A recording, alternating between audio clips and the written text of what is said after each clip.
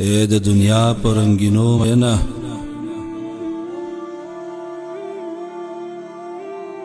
اے د دنیا پر رنگینو مینا او په دنګ دنګو محلو مینا زمون کیسې ما ورو بجاړې سوي نغمې ما ورو بجاړې په زړه نری ګرانه سې کوي او دا خاطرې ما ورو بجاړې خاموشه خیم نور مې مه غږوه رانه ګیلې ما ورو بجاړې منګ یو څو تنه پشمار لیوني منګ د هند غزا ته ملا تړلې مونږ مسافر د رب د دین په خاطر له کلي کډې مو پخوا تړلې مونږ د سرونو قربانۍ ورکړلې د رب په دین مو ککرۍ ورکړلې مونږ لږې تندې تکلیفونه تیر کړل مونږ زنځیرونه زندانونه تیر کړل مونږ د زنځیر سره خبرې وکړې زمونږ په حال باندې زندان وجړل په مونږ دومره ډېر ظلمونه وشول په مظلومیت زمونږ اسمان وجړل د دغه دومره مظلومیت باوجود د قربانۍ او حقانیت باوجود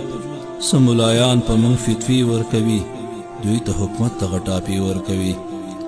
مونږ به د بل چا نه ګیله څه کوو په مونږ فتوی چې ملایان ورکوي پټوي سترګې د الله په کتاب په 2 روپۍ باندې ایمان ورکوي په دې وطن کې سوداګانې کیږي دلته په 2 پیسې ضمیر خرڅیږي دلته په 2 روپۍ فتوا خرڅیږي او دلته مولا خرڅیږي پیر خرڅیږي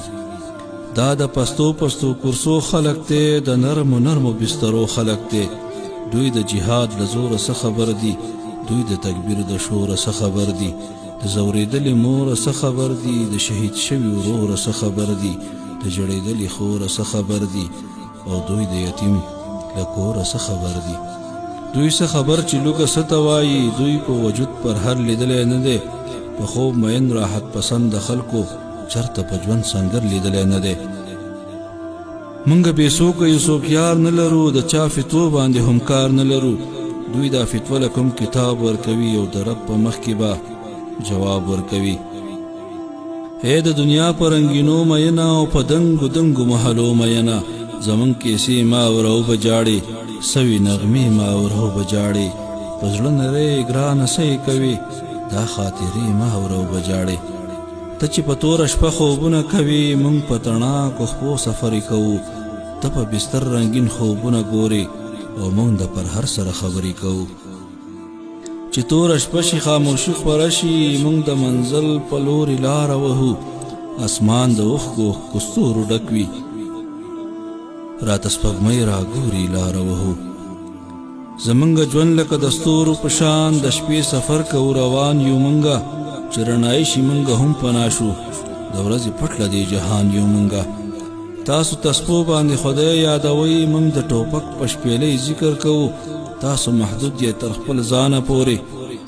او مونږ د ټولې نړۍ فکر کوو ستاسو چې خپل څوک له دنیا نه لاړ شي میراث کې تاسو ته سامان پاتې شي مونږ ته د خپلو شهیدانو څخه بس په میراث کې یتیمان پاتې شي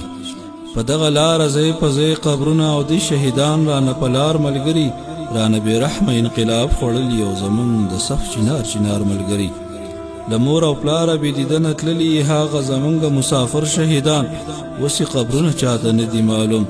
چرته دفن دي مهاجر شهیدان ته د فراق له درده څه خبرې چا دي په غېږ کې سلګۍ کړي نه دي تا د سنګر خواږه خواږه ملګري په وینو سره چرته لیدلي نه دي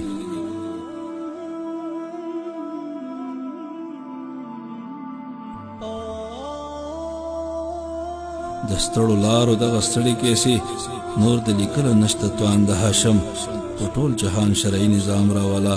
او ربه پوره کړه د ارمان د هاشم ربه پوره کړه د ارمان د هاشم